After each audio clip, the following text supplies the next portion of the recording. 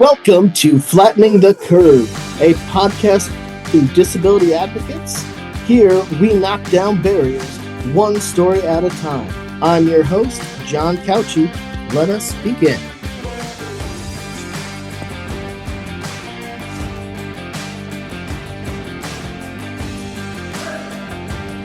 Well, please join me in welcoming our guest today, Dalia Torres.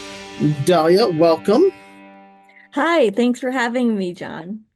Dalia, first off, congratulations on your recent graduation from Grand Valley. Yes, thank you so much. Let's just start off and what'd you graduate with? So I graduated 2 weeks ago, from the date of today's recording, May 8th. So I graduated from a professional Master of Arts degree in social innovation, which is just a fancy word of saying social justice with the emphasis on research. So that in a summary, what the program does, it allows students to become innovative and creative in developing solutions to complex social issues. Now, that sounds very fitting from our earlier conversation on who you are as an individual. So, I think you found Right. quite the field to study. Oh yeah. I know when I was looking for a program, I was definitely focusing more on that social justice aspect of advocacy. And it appears that Grand Valley's program is the only one, at least in Michigan, that is somewhat relevant to those topics that I was interested in. And it fit great. So, what was it that sparked your interest in that area of study? So specifically, I do work as a legal assistant for immigration law. However, with that social justice degree, I was wanting to dive a little bit deeper into other aspects of my identity, not just as a daughter of immigrants, but also as a daughter of immigrants with a disability. And so what I definitely wanted or desired from that program was to dive a little bit more into disability studies. Because the program itself was interdisciplinary, I was able to grasp some content from both education and those who had a PhD in disability studies. And it was definitely a big motive and inspiration for pursuing that type of degree. Personally, I love those who study disability studies, as I was one of them. It's fascinating stories around disability and the world that we live in, and those are the stories that we like to tell here at this podcast. Uh, do you mind sharing with us? You mentioned child of immigrants and have a disability. Do you mind sharing that disability with us? Yeah, of course. So I was born with a rare genetic skin disorder called incontinentia pigmenti, or Black-Scholes-Berger syndrome. At the time that I was born back in the 90s, from what I was told from my dad, is that only 1 out of 1,000 children were born with this disorder. I think now, I don't know exactly the numbers or the statistics, but I've seen that it is a lot more common among at least reported statistics. So incontinentia pigmenti, like I mentioned, is a rare genetic skin disorder, and this primarily affects females, but also in males. And what this disorder does, it's kind of like, of all disabilities, it's a spectrum. So for some individuals, they're more impacted on the neurological, psychological, or cognitive abilities. For myself, what IP, which is what I'm going to refer incontinentia pigmenti as, essentially impacted most my vision. So I did lose my sight in the right eye due to a retinal detachment, along with some other visual difficulties in my left eye. I just had a cataract surgery 2 weeks ago, but I also have a couple of other intrinsic details. I'm not sure exactly of all the names just because I was born with this condition. So anything that stands up to me now is from what a doctor says. They're like, "Oh, by the way, you've had this cataract forever." I'm like, "Oh, really? I didn't know that." And then along with my vision, so I also have impairments in the hearing. I lost all of my hearing on the left side of my of my head due to what the doctors then illustrated with me, a chronic illness that basically deteriorated all of the little hearing that I had, and so now I can only hear out of the left side. So it's to me at least, it's quite comical because I'm like, okay, so I can't see out of the right side, but I can hear out of the right side, and I can see out of the left side, but I can't hear out of the left side. That's just my own um What? comedy. That's actually kind of how my eyes and ears work too. My good eye is my left eye, but my Mhm. good ear is my right ear. Right. So I keep Yeah. my wife on my left side most of the time.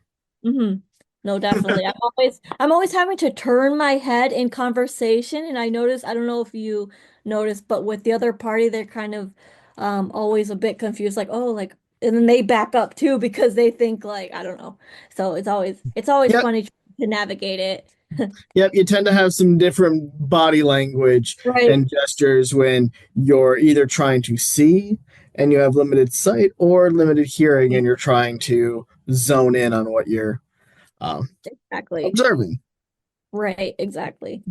But I Um, think this IP that you described, it really kind of is that what I like to call the buy one get a dozen free deals that come with disability.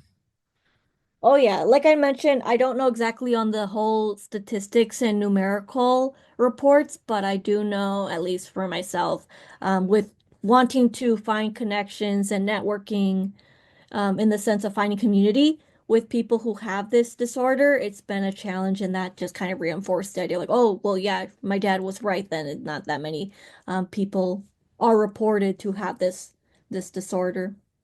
And that's a unique thing is when you have a fairly unique condition. I have Leber's hereditary optic neuropathy, which I think when I was diagnosed, I was told I was one of a handful of cases in the US. Mhm. It's a weird sensation trying to find that sense of community or individual who actually understands the road you're walking down. Right, definitely. Like I think I mentioned this a little bit earlier too, but as far as disability being itself a spectrum, I think there's that common misconception or just people being misinformed that because you're disabled, then everybody else experiences disability the same way. And I think we can both kind of come to an agreement that that is far from the truth. So I definitely relate to that aspect as well. All disabilities are truly unique, just like all individuals. You can't put us in a box. Everybody walks their own path. Everybody faces their own barriers and has their own skill set on how they get around those barriers. And you really can't look at anybody with a disability and be like, yeah, I understand exactly what they're going through. Exactly. And even myself as a person, I mean, I'm 27 years old today. But if I would have told my 18-year-old self who just finished high school and now was, enrolling them myself into college, that my perspective of disability would have completely, skewed off of what we commonly know as the medical model of disability, whatever the doctor says goes, or whatever the medicine prescription things that's going to help us and fix us, or fix the problem. Like that has definitely left complete my vision as far as what I now come to understand as, what disability means for me, but also what disability means for the general public and the community itself, both allies and those with impairments and disabilities. Now, for anybody experiencing life with a disability, it is a journey. Uh, Mhm. we're not going on a similar path as everybody else. Our journey has some different twists and turns. Uh, your disability sounds like it was a congenital, something that you've experienced your whole life. I know for me, I had to come to that acceptance bit, going through all the stages of grief. And yes, if you asked 12-year-old John about how vision loss is, you would have gotten probably a pretty vulgar answer that was very negative. uh, you ask 35-year-old John, and you know what? I celebrate the day that I lost my sight every year, call it my blind anniversary, and it's better than my birthday. It's Oh, the day that I became me. Mhm. Would not be where I'm at today without it. So I definitely understand what that is like of having a different perspective on your personal disability journey at Right. a younger age versus an older age. Uh, Mhm. with that, like with your vision and hearing, has it been degenerative and progressive over the years or pretty stable throughout your life? Mhm. So with vision specifically, because again, like now that I've come to an age where I want to ask the doctors these questions. It used to be back then that my dad would do most of the talking with the doctors, like, okay, like she has this, so what does that mean for her? And if she chooses to do this thing, like what does that mean? But now that I've kind of taken the role of going to my own appointments independently, or with the support of my parents because I don't drive due to my vision loss and my impairment in the left eye. I'm not able to acquire a driver's license here in the state of Michigan, and so I do have them sometimes join me in the room for like serious conversations, like for example that cataract surgery that was being planned or the YAG procedure that happens after the cataract surgery because something needs to a quick little fix from the laser is basically what that was.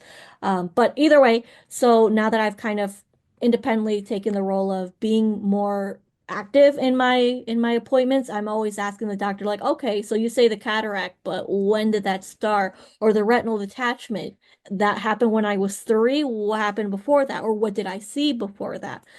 So I don't know exactly if there was a period of me kind of figuring out or mourning the loss of, decreasing vision. It's just something that I've always known, that I've always had. It was my normal. It's what I usually would have told my classmates at the time. It's just kind of how things are. But I think what you had mentioned earlier about it being congenital because it was from birth, I think that definitely falls true. I think to an extent. Again, I can't be too certain. So I apologize if there's any mis data being shared. But as far as my own narrative, it's just kind of been what I've had to deal with. Similarly with the hearing loss, so I remember maybe probably before 7 years old that we would have a landline telephone in the house. And when my dad would call or someone would call the house, I would answer the phone. And I remember I used to hold the phone on my left side. Reminder that the left side is where I now have complete loss of hearing. But I remember picking up the phone and hearing my dad, but it was very faint. Like I could hear, like I knew he was talking to me, but I couldn't exactly pick up the words unless he was like talking a little bit louder, raising the volume in the audio. But I think if anything, in hearing, I can kind of, you know, perceive some type of like, okay, now I'm seeing that the hearing loss is going down. But it wasn't anything like too serious until now where I'm like, okay, I'm working, I'm in school, I'm in higher ed, like I have to figure things out like more proactively so that way I can make sure or ensure that my success either in the classroom in the community is equally as attainable as other people kind of like what I mentioned with the loss of the or with the absence of a driver's license, modifying my own situation. Many of us here at this podcast know that life of public transportation and not having a driver's license. It Hmm. and it does create some barriers to everyday living. Luckily, in the greater Grand Rapids area, we do have a fantastic bus system. Shameless plug to our friends over at the Rapid. Oh Uh, yes. Definitely without the rapid, I don't know how I would do things. Um, I don't want to cut off, the conversation, but as far as like the public transportation system goes, so I went to Grand Valley during my undergrad, and I did not start and as a in case anyone in the public doesn't know, as a Grand Valley student, you are able to use the rapid bus systems for free, just presenting your GVSU student ID to the bus driver, and you're able to hop on, and that essentially counts as your payment for the fare. But as a GV student, I didn't know that in undergrad until I started my master's program and I found that information. So honestly, without the rapid system, just getting, I'm sure the community and yourself would agree too, like just getting groceries, wanting to check out a library to study or just going somewhere, right? So that way you weren't always, waiting for someone to become available or waiting for a vehicle to be available to take you. And independence itself has definitely became an incredibly important aspect of just this whole, shifting the perception of disability. Yeah, and I mean, really having that independence in transportation, which for many people with a vision loss is one of the largest barriers is Ab- transportation. So having that type of service available really gives that freedom and independence. And Definitely. that's kind of what I want to talk about next is when we first talked, we had a conversation about kind of that line of disability where every individual kind of has to cross at some point of knowing when to ask for help but also knowing how to be independent. Mhm. Can you share a little bit about that journey? Yeah. So earlier on, I did mention that I am a daughter of immigrants. My parents are both from Mexico. And my dad arrived to Chicago, Illinois at the age of 12, so he was able to pick up English fairly well. But regardless, I think the factor of being an immigrant here in the United States definitely became an influential factor as far as asking for help, right? So I was born in Chicago. And again, this is all just kind of like what word of mouth of information that I've been told. Otherwise, I would communicate with the medical center themselves and ask the doctors. But as far as what my parents have kind of shared with me is when I was born, what the doctors had shared with them is that, the again with incontinent pigmenti, this is diagnosed because of like the blistering wart-like swirls on the skin because of the hyperpigmentation, which I didn't put too much emphasis as far as like disability goes, but physically, my IP is quite visible on the skin, specifically on my legs. I actually this is kind of off topic, but I went to the emergency room at one point because I had a digestion issue going on, and the nurse asked me to change into those uh, the medical robes, that they have us or the gowns that they have us wear, and she looked at my legs. Again, this is IP, so all the blistering, the redness, the discoloration, the hyperpigmentation, all of that is normal for me. And the nurse saw it and thought to herself, like, oh, like, are you okay? Is home safe for you? And again, this is just kind of reinforcing that idea of like, okay, well, if I'm going to ask for help, how do I do that without, overstating, where what I say becomes misinterpreted or misheard from the community members. So again, that's just a personal experience as far as like, okay, if I'm going to ask for help, how do I do that in the most adequate and well informed, but also not using too much of that medical lingo, or too much of that novice language that, might be misinterpreted or might be utilized in another situation. Um, so, as far as my youth goes, when I started primary school, um, I didn't receive any of that IEP individualized educational plan. I didn't receive any of those specific accommodations. I do remember being in special education between the ages or between the grades of first grade to second grade. And from my memory, it was to improve my reading skills because I had a developmental delay. So catching on to reading and math and social skills was definitely a side effect, I would like to say, part of the IP or overall development. And so I did have some support in that aspect, but as soon as I finished second grade, all of that was gone. And again, I don't want to bring too much emphasis onto my parents' immigrant status, but I think for them, it was just a matter of, okay, how do we ask for help if we qualify for that help?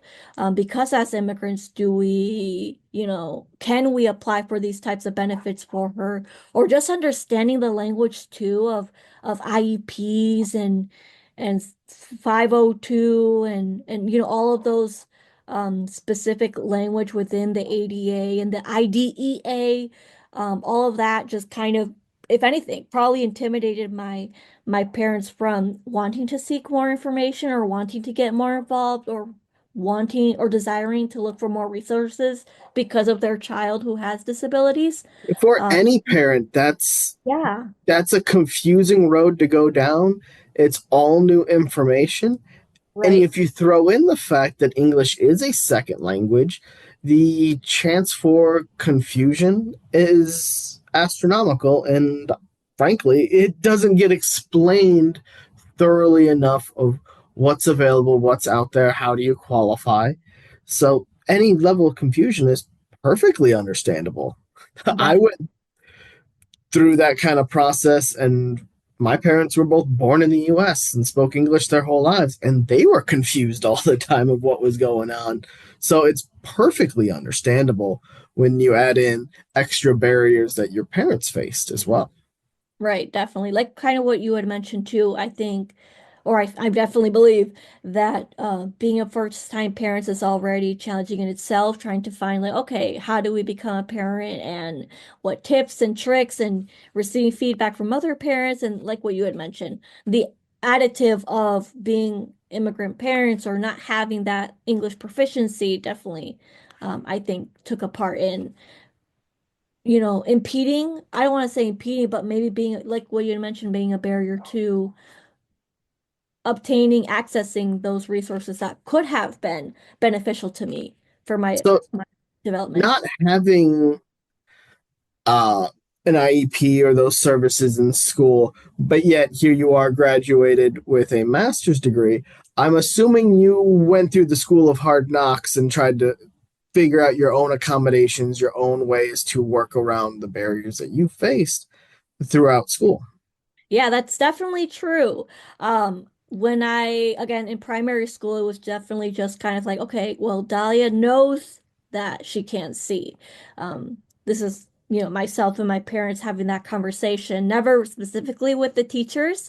Parent-teacher conferences was a thing, but we didn't talk about like my accommodations or the supports that I would need. It was mainly, as many would know, just focused on like the grades and the classroom performance. But as far as, okay, if Dahlia knows she can't see, then I, out of natural instinct, would sit all the way in front of the classroom if I could. If the teacher, for some reason had me sit in the back because they arranged in alphabetical order, my last name being Torres, which is T, I would just kind of have to, okay, well, I'm back here and I can't do much of it. So I won't, obviously won't say that my early on academic journey was easy. I definitely had to figure out things as I went, noticing immediate things like, okay, well, if I know I can't see sitting up front, or if I know I can't hear, making sure I'm sitting on the or it would be their left side of the teacher's desk, so that way I could hear them clearly if they're giving instructions. Teachers have different volumes and tones that they use. So just kind of figuring out what worked best for me was definitely part of that elementary, middle school, and even high school Most experience. students are more worried about who they're sitting next to or will they be able to get away with sleeping in class. But for you, you're really having to look at where you seated in the classroom to utilize as much of your vision and hearing as possible. Exactly, definitely. And then along with that, teachers using the markers on the whiteboard, I struggle heavily with red and green markers. So if I couldn't even see the board, then I'd really have to, put more emphasis on hearing because I'm like, okay, well, I can't see the board. So I just gotta have to go, by what I'm listening to and then writing down my notes. Luckily, also with the support of friends who did know about my situation, were there to provide notes. But again, it's kind of like, okay, well, still want to be more independent on my own because we don't all learn the same, right? And we don't all take the same kind of notes. So just to make sure I get the full benefit of my education, definitely was a trial and error, to say the least. Yep, you learn what works by first learning what doesn't work. Right. Absolutely. So, going through these barriers in early education, did you start receiving services come high school, or was college kind of that first time really seeking out accommodations? Yeah, college was definitely where it all started. I So with the IP I'd mentioned about my skin hyperpigmentation and the abnormalities in appearance, right? In college is where I just kind of thought to myself, you know what? I'm tired of, wearing long sleeves and long pants all the time. It's 90 degrees in Michigan. So I think at that point I was just kind of over, you know, fixing or arranging or modifying things for myself independently and was more open with my disability, more open with my skin condition.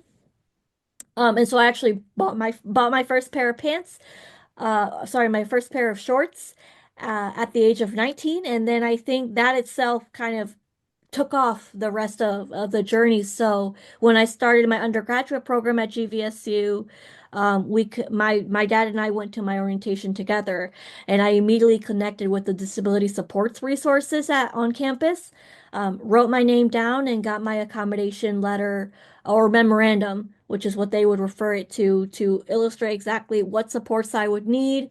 And with the help of my medical doctors that have seen me since the age of 3, kind of talk through what accommodations would work best and things like that. Because what I later discovered through education, just kind of self-exploration that happens in university, is that it doesn't always have to be that way. And so definitely I think higher ed is where all of that transformation occurred. And for so many people, they come to this like point of acceptance with a disability of caring less what the outside world thinks and just really focusing in on what do you need and what do you want. I know Mm, I struggled with that when it came to using a white cane. I was embarrassed. I didn't like people looking at me differently or seeing me in a different way. And I finally came to a conclusion, ironically, after being pulled over walking sober on the sidewalk after walking mhm. into a tree, that Oh, the I decided, you know what, I'd rather people know that I'm blind and the barriers that I'm facing than assume, and in that case, the cop assuming I'm drunk. right. Yeah, Yeah.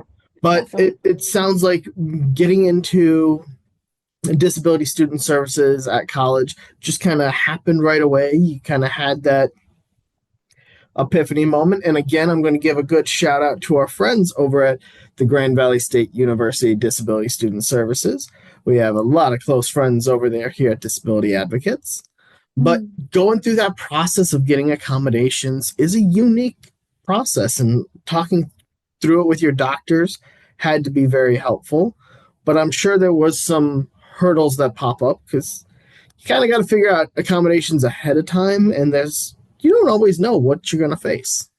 right. No, definitely I resonate with that because again, like I mentioned with orientation being the first point of contact where I saw that there was, the resource table there or the services table there, and I thought to myself, well, I definitely don't want to repeat the same,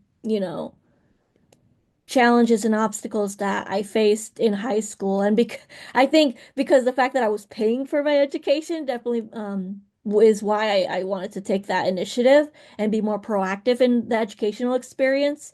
But as far as, talking with the doctors and saying, okay, well, I'm going to go to college and I know I struggle in this thing and I don't want it to continue being that way. Talking with them, with the doctors specifically about those um, possible accommodations was definitely a hurdle in itself because, and I repeated this a lot with my colleagues in my cohort in the program that doctors are not always going to work like a social worker. They're not always there to talk to you like a therapist. And so their limited conversation was just the like baseline, right, of what I would be expecting. Again, like I mentioned earlier on, being more active and participating in my doctor's appointments, asking like, okay, what does myopia mean? Or what does it mean that I have this retinal detachment and does that impact anything in my left eye or is it just the cataract?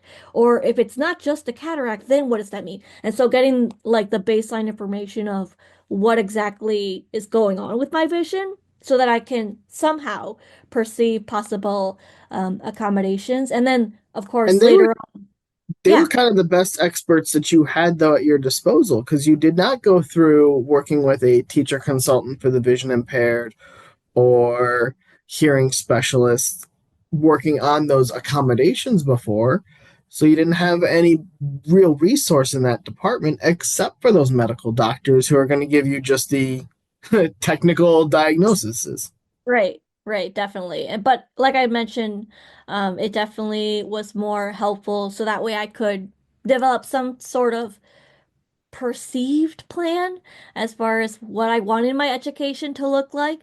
And then getting connected with the services and the supports at GVSU was more so like, okay, here's the memoranda, but then you also have to talk with the professors and discuss with them, like, what are those accommodations that you would need, what possible modifications or extended time on tests or large print materials, those types of things would then later be a part of my experience with requesting or getting more information about accommodations, and that was completely new to me. It's like, okay, now I have to repeat my my diagnosis, but also have to go more into intrinsic details of what exactly my vision and hearing means for me, and how that could possibly affect um, potential projects, tests, assignments, readings, things like that.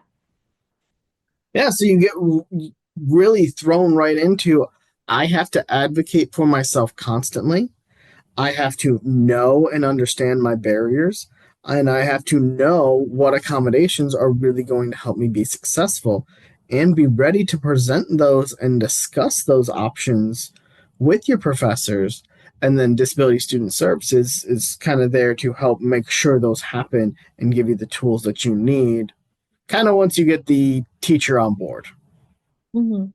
Yeah, definitely. And that aspect of being more vocal about my impairment, my disability was definitely not part of my previous just routine or my way of living and perceiving my lifestyle. Like I had mentioned, it was my normal.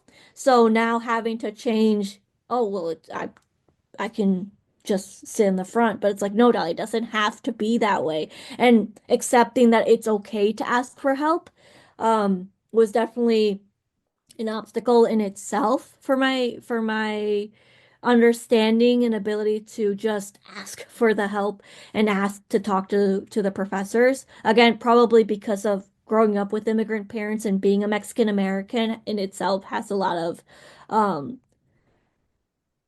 behaviors and customs of not asking for help, even if you need it, because it's just part of that Mexican traditional lifestyle. But combating that and changing the narrative in being a Mexican American with disabilities, along with having to now learn these new ways of talking, interacting, advocating, and all the language that I now use that I didn't know before itself was definitely an interesting, but so transformative for myself. And as soon as I got the conversation started with the professors, and had, okay, well, the project's going to entail this. What would you believe would need to be modified or changed or accommodated in order for you to succeed and complete the project as stated, was definitely interesting. It changed my perception about education itself. Um, being more avid as a learner, but also more avid as a equal participant of both teacher and student relationships.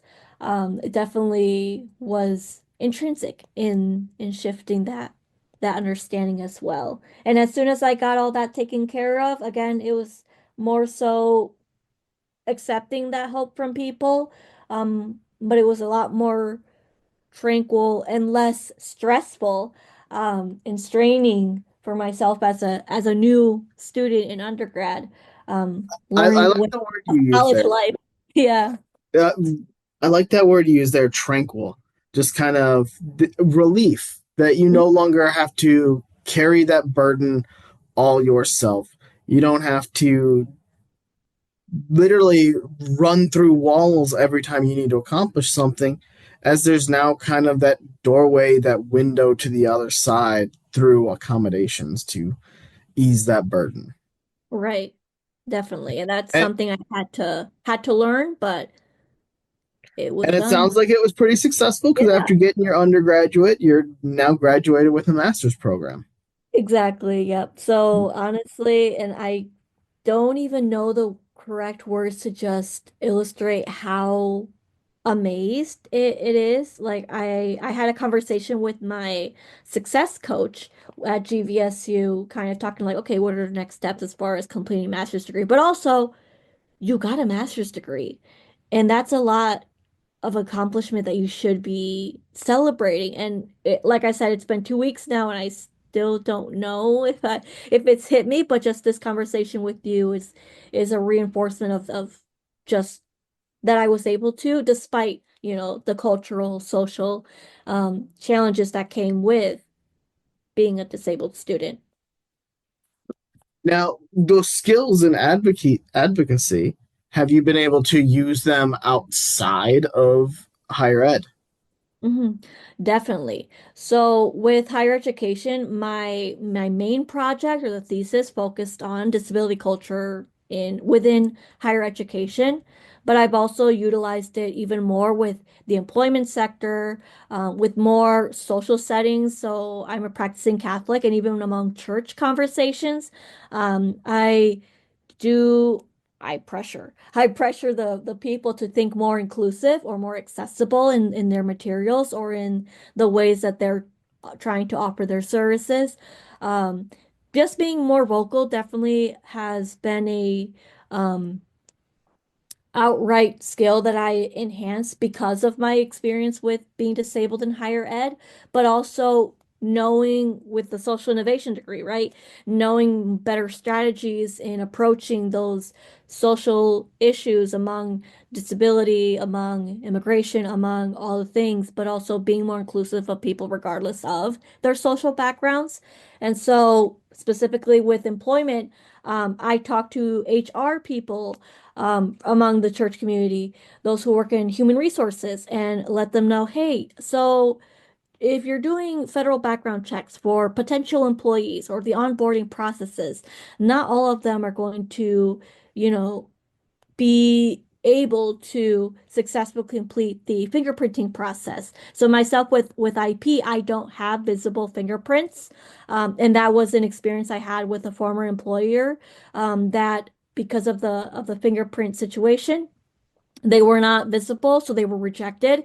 And in that case, that led to the employer thinking, okay, well, she just doesn't want to complete it. And so now being more proactive with human resources personnel and talking to them about my personal experience, but also so that they're being mindful and more inclusive of if we have to do the federal background checks for fingerprinting and for some reason it doesn't work out for them, here are the next steps rather than just try it a couple more times and then if it doesn't work then we'll figure something out rather instead I'm more vocal in wanting them to be more proactive so that they're keeping in mind that not just with skin disorders but also with aging with Now, here, our here's an yeah. interesting one for you.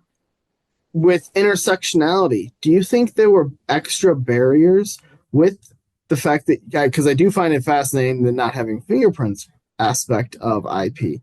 Uh, do you think there were added intersectional barriers with you not showing up on a background check due to the fingerprints and being Mexican American, that there might have been added discrimination from that. So in a different setting, I would have said yes, but the majority of the employers or the employees were all Hispanic and Latino. So I don't necessarily feel that being Mexican American itself was an intersectional factor. I think if anything, the intersectional factor was being disabled.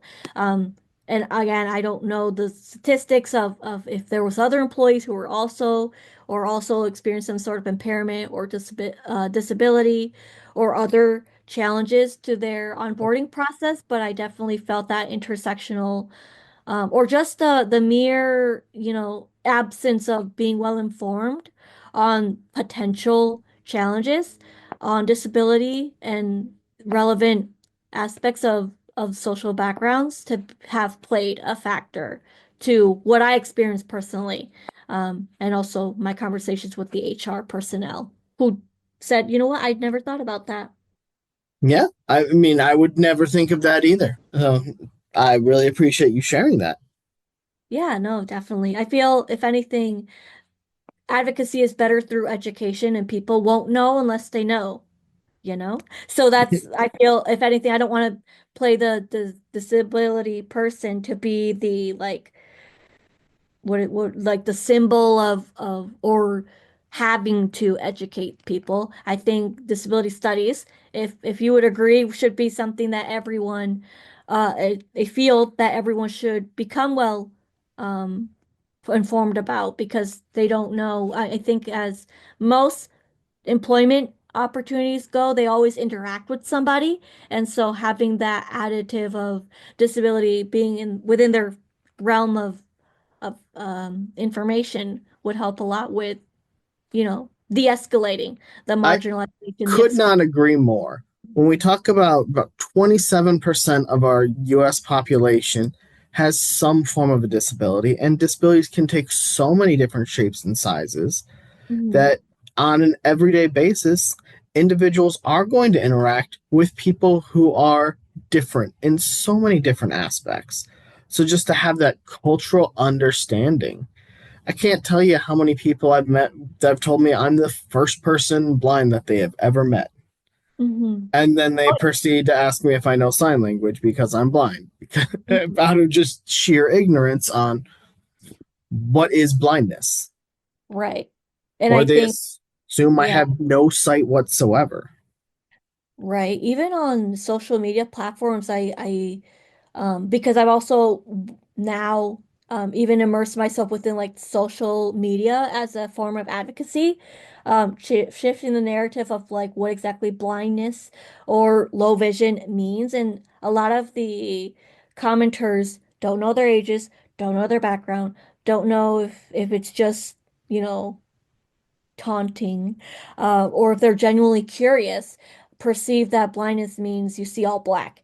And I think, and I feel you would probably come into an agreement that blindness, just like disability itself, is a complete whole spectrum, and no two blind people will see the same. No two people with IP will experience the same type of side effects or additive impairments. So I definitely align with you Yep. on. I leave for camp tomorrow, and we'll be gone for a week with about 50 individuals, all with various levels of blindness. Mhm. Probably out of those 50, there's 49 different conditions of blindness that we all have. Everybody is truly unique in Mhm. that sense, and going into an assumption that everybody with blindness or everybody with hearing loss is the same. Right. Everybody with the skin condition. No, not at all. It is very unique. And we are all walking our same path. You can't assume what somebody can or cannot do, but what you can do is listen, learn, and ask questions. Absolutely. Absolutely. It's kind of like what I had mentioned, like they don't know what they don't know unless they know, you know? And like what you had mentioned, just ask a question. I definitely feel like it's the first step of that advocacy through education, which is something that I kind of shared a little bit as far as what I've come now to understand as far as educating the public about disability and about what that means as far as their social construction, and education, all the things, that deals with people, is definitely an important factor. Now more That, than ever is important. very much so in these current times. Uh, when it comes to kind of always having to be a teacher and explaining situations and educating others, it can be a bit taxing. Am I wrong?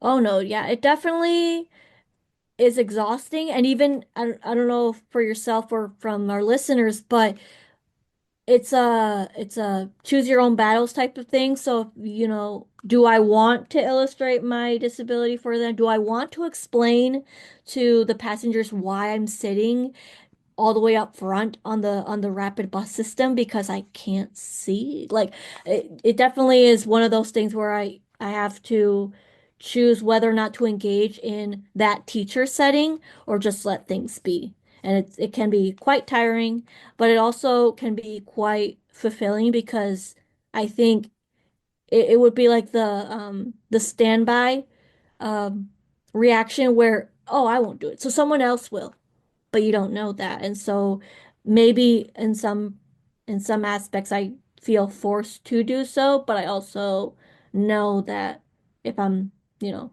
this is probably off topic now, but if I'm not going to see that person afterwards, then it doesn't really matter. But again, this is just kind of like pick and choose your own battles, right? Yeah. Is it worth the energy?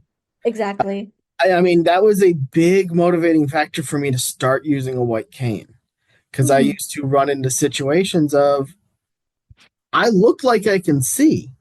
I, like you, had to navigate the school system without knowing too much about being quote unquote blind, Hmm. and I learned how to pass as sighted. And I can do that very well. But Hmm. when I'd need to ask for assistance, people would look at me and assume that I'm making it up, I'm doing this for attention, or I'm lying, or this is some sort of prank, whatever it might be. And it always became very frustrating. I'm like, "Ugh, I have to explain to them that I can't see and how why I can't see and why I'm asking for help. To where now, when I walk up with my cane, people question it less. Hmm. However, when people see me with my cane and then they see me look at my phone, read a menu, Hmm. look at them when I'm talking to them, then questions arise again. And I'm like, I still got to be that teacher all the time. It's exhausting because it is energy that we're having to put in something that's just describing who we are. It's like having to go around and tell everybody I have dark hair. Right.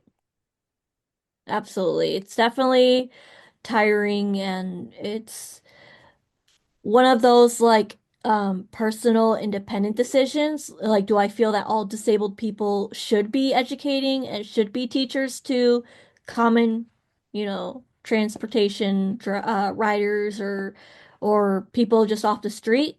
No. But it's probably just a independent decision that should be left to the person itself and how they feel about engaging or how they want to, if they want to, and the It's a time limitation. and a place. Right, And where exactly. you're at, there are many times where I'm standing in line at a store that I'm more than happy to answer questions for the child in front of me in line who's curious about the cane I'm holding. Right. However, the flip side, if I'm at the library chasing my then 2 year old around the library, Hmm. probably not the best time to be asking me questions. Right. I have other things that are more important. I don't want to Ex- stop my family dinner at a restaurant to answer questions for the people at the table next to me when they mhm, saw me walk in with a cane and then using the menu like a scratch and sniff. mhm. It's a time and a place, and you do have to choose your own battles of when is it worth that energy. Exactly. Hmm. Yeah, but it sounds like really that college experience was an eye-opening one for you, and it has shaped the path that you are now on, and it is impacted outside of that educational field in your everyday life, whether it be in your sense of community, whether it be in your employment, that ability to seek out accommodations, and knowing that asking for help isn't a sign of weakness that many tend to assume. It, in fact, gives you power to navigate the space that you want to navigate, how you want to navigate it. Absolutely. I couldn't have said it better myself. Well, appreciate that. Because, in all honesty, that's, I think, a big barrier that people have to asking for help is a fear of weakness. Mm. And when you have a disability, people are already looking at you in a certain way. You don't want to feed into a stereotype of Right. not being able to. Right. Absolutely. But when we're seeking out accommodations, we're seeking out help, we're seeking out that tool that we need so we can be successful. Mhm. We have a lot of independence. Clearly, you graduated with a master's degree. Nobody else graduated with that master's degree for you. Right. You still had to put in the work. You just use a slightly different route to get there. Right. And each individual journey for how they, you know, like I kind of touched on how they mourn the loss of their vision or their hearing or whatever disability they have.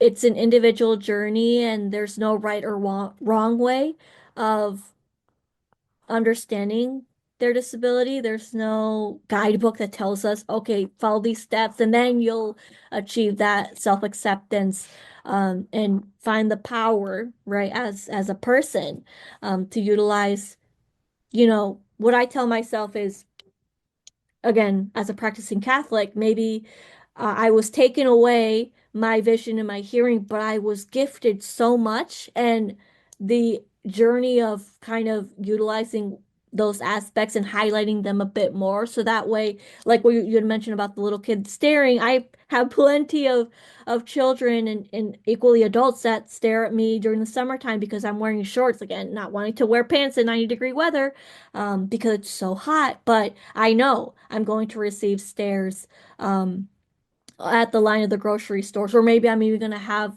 an elder person offer me to stand in front of them and pay for my bread because they think like, oh, she probably has something going on with her, and so we gotta let the infantilization and all the things will I always struggle with that add word to so much. yeah, to the adding of the stereotyping of disabled persons, and just our individual journey of combating that, changing the narrative, and also educating the people in whatever capacity that we can, right? I don't necessarily mean like being vocal and saying I have this condition and it means XYZ, but more so through action, through acts of services, through all the things that combat that stereotype and dismantles the prejudices that comes with what commonly is assumed of what defines a disabled person. Dalia, I feel this was a great conversation, and we got to really hear about that journey that you went on. I personally am excited to see where you go and how you continue to innovate our community. And I look forward to having more future conversations with you on some of these interesting aspects of life with a disability. And I'm extremely grateful that you took the time to share bits of your story with us. At this time, I mean, is there anything else you want to leave our audience with for today? Yeah, no, John, thank you so much for offering me this opportunity to sort of, again, like I keep mentioning, changing the narrative, but also highlighting the realities of what living disabled is like.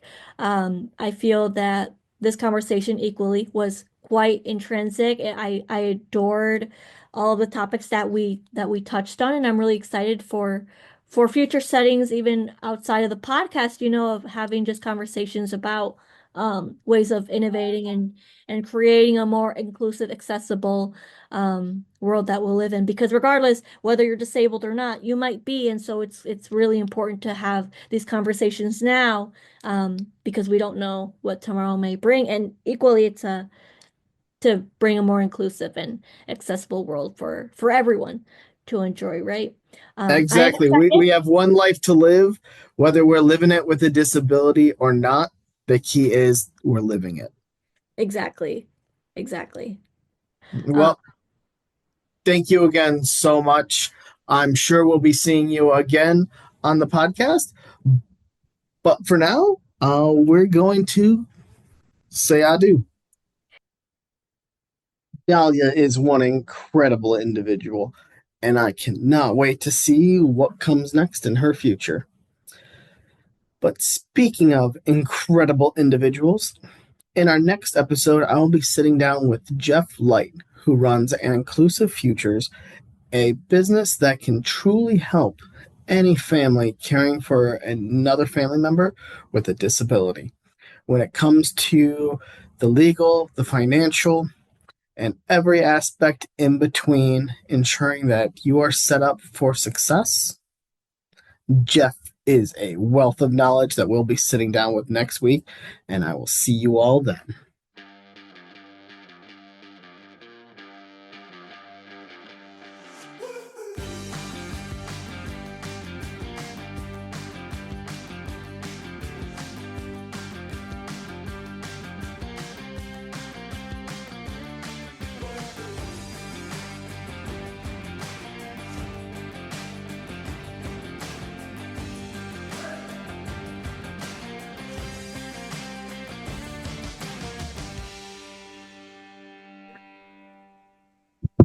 Once again, this has been John Couchy with Flattening the Curb, a podcast brought to you by Disability Advocates. For more information on our organization, engage with us on social media and visit our website at dakc.us. Like and subscribe, hit that notification bell to be alerted when our next episode drops. And remember, you can't have inclusion without accessibility. So let's build a more inclusive world one story at a time.